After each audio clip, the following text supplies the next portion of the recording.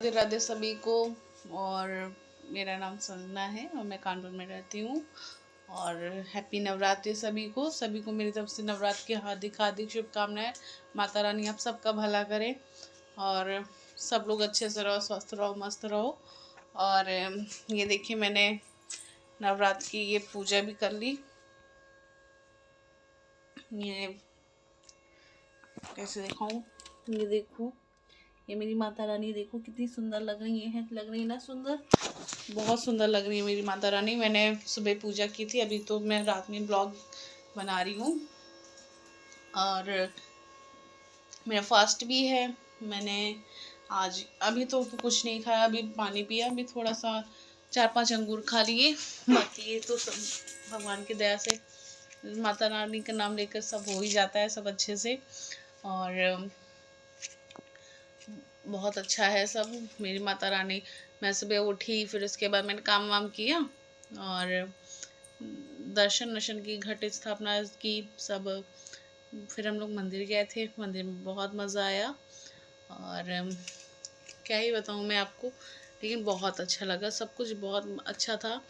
और माता रानी की कृपा से मेरा व्रत सफल रहा है। अब अष्टमी का व्रत रखूँगी, फिर मैं कंजक खिला करके व्रत को वो करूँगी।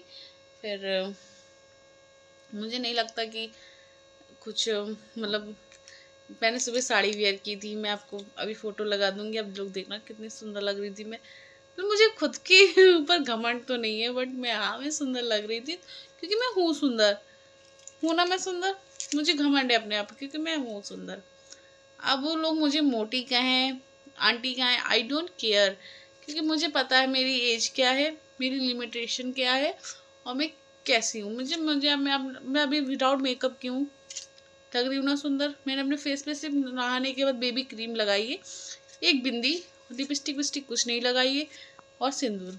क्योंकि सुबह मुझे पूजा करनी थी, तो मैंने बढ़िया तैयार व्यार होकर के सुंदर सी घर पूजा वूजा की नवरात्र की। अब शाम को भी मुझे नहा करके दोबारा पूजा करना था, तो मैंने सिंदूर लगा लिया माता रानी की कृपा से।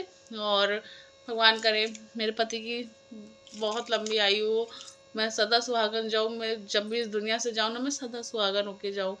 और बाकी तो जैसे भगवान चाहेंगे, जैसे मेरे कर्म होंगे, कर्मों पे ऊपर डिपेंड करता है कि आपके कर्म कितने अच्छे हैं, उस हिसाब से सब होता है। लेकिन कोई नहीं, माता रानी सब अच्छा ही करेंगी। और क्या ही बताऊँ मैं, मतलब मुझे इतना पता नहीं क्यों मुझे नवरात्र में बहुत ही अच्छा लगता है, मतलब मेरी एनर्जी नेक्स्ट लेवल रहती है नवरात्र में। इनफैक्ट मैंने कल रात के 12 बजे से पहले मैंने खाना खाया था, अभी रात के 12 बजने जा रहे हैं, मैंने वही 5-6 अंगूर खाए होंगे। सारा दिन मैंने सिर्फ 2 बार पानी पिया और 5-6 अंगूर खाए, बस, इससे ज़्यादा मैंने कुछ नहीं किया। अब मैं नेक्स्ट डे करूँगी जो भी मुझे खोलना होगा व्रत, फिर उसके बाद मैं अष्टमी को रखूँगी, फिर नवमी को व्रत खोलूँगी। पता नहीं, लोग कहते हैं कि मतलब एस्ट्रोलॉजर होते हैं। अब देखो भाई, हम लोग 50 सालों से 100 सालों से सुनते आ रहे हैं कि पहला और आखिरी रखा जाता है। मैंने तो नहीं सुना कि 2 जोड़े से पहले रखे जाते हैं, 2 जोड़े से बाद में रखे जाते हैं। आप जैसा भी हो, आप लोग प्लीज़ कमेंट करके बताना कि क्या सही है क्या नहीं, क्योंकि देखो अभी मैं भी लड़की हूँ, लड़की की एज की मुझे क्या ही पता होगा कि कैसे क्या किया जाता है। अब मैं अपने हिसाब से करती हूँ, लेकिन आप लोग अपने हिसाब से बताओगे तो मैं उस पर भी ध्यान दूंगी। आप अगर मेरी व्लॉग में आपको कोई भी कमी लगती है तो आप प्लीज़ मुझे बताइए, कि मैं उस पर भी ध्यान दूंगी। मैं देखूंगी कि हाँ, मेरे से क्या गलती हो रही है और फिर मैं उसको सुधारने की कोशिश करूँगी। ठीक है, प्लीज़ मुझे आप लोग बहुत सपोर्ट करो, मुझे आपके लोगों की सपोर्ट की बहुत ज़रूरत है, क्योंकि मैं भी चाहती हूँ कि मैं अपने पति के लिए कुछ कर सकूँ।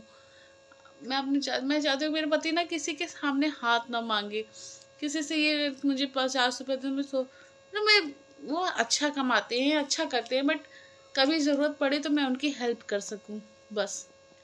लड़कियाँ अपने लिए कमाती, मैं अपने लिए नहीं, अपने बच्चे और अपने पति के लिए करना चाहती हूँ जो कुछ करना चाहती हूँ।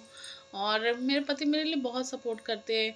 वैसे पता है, वो मुझे एक भी फ़ोन नहीं करते, सारा दिन हो जाता है मैं इंतज़ार करती हूँ, आप फ़ोन करेगा, फ़ोन करेगा, नहीं करता, बिल्कुल फ़ोन नहीं करता।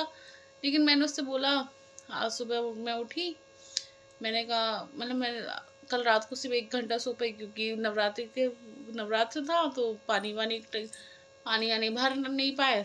मैं मार्केट गई थी शॉपिंग करने, नवरात्र की शॉपिंग थोड़ी बहुत थी। फिर मैं मार्केट गई, वहाँ से मैं आई, मैंने कहा और 8 बजे पानी चला जाता है।